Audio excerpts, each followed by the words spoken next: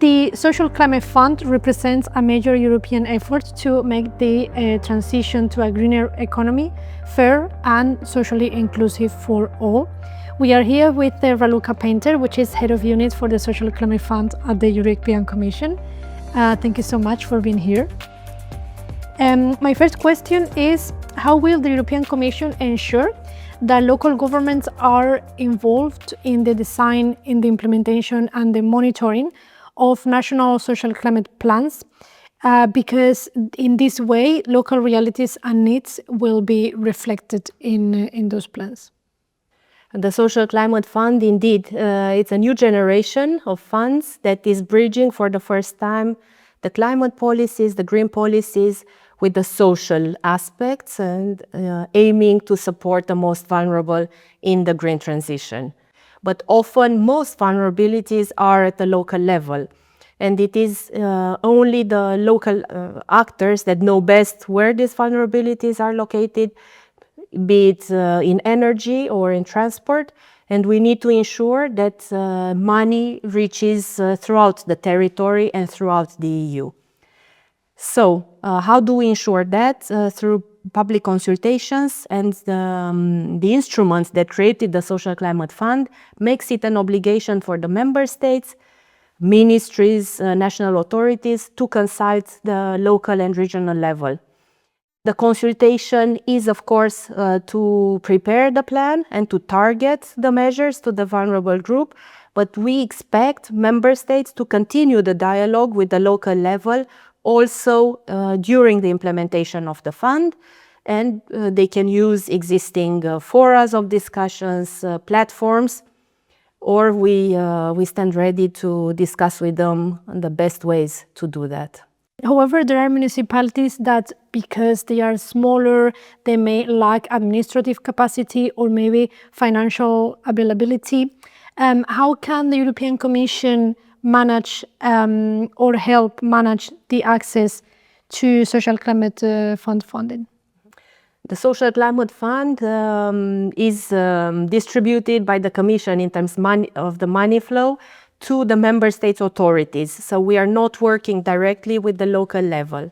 However, if we think of social housing, if we think of public transport, these are competencies, and the local level is responsible for at least partially some of these aspects.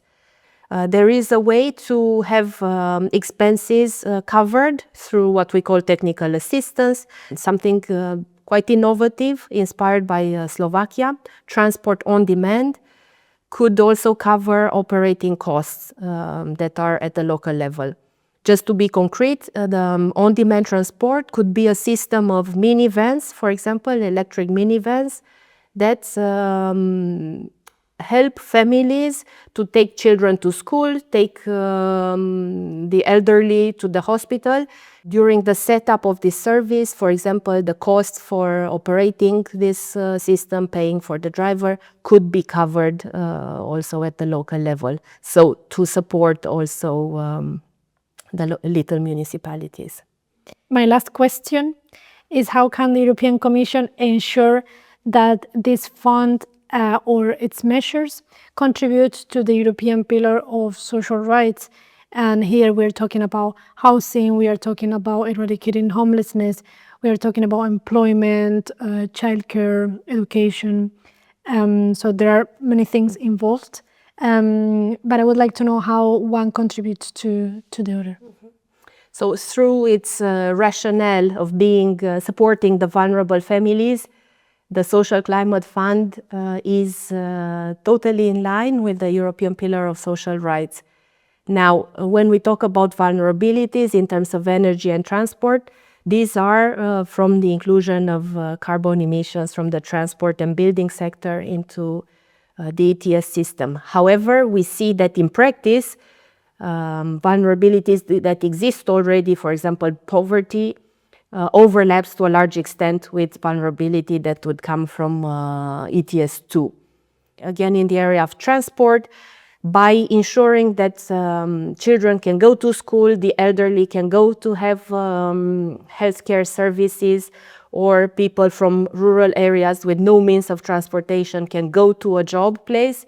This is access to basic services, and this is what the Pillar of Social Rights aims to achieve. Not least, just to say that it is even an obligation, even for the Commission, when looking at the national plans, to ensure that all the measures and investments are in line with the principle of the European Pillar of Social Rights. Thank you so much for being here with Eurocities. Thank you as well for the invitation.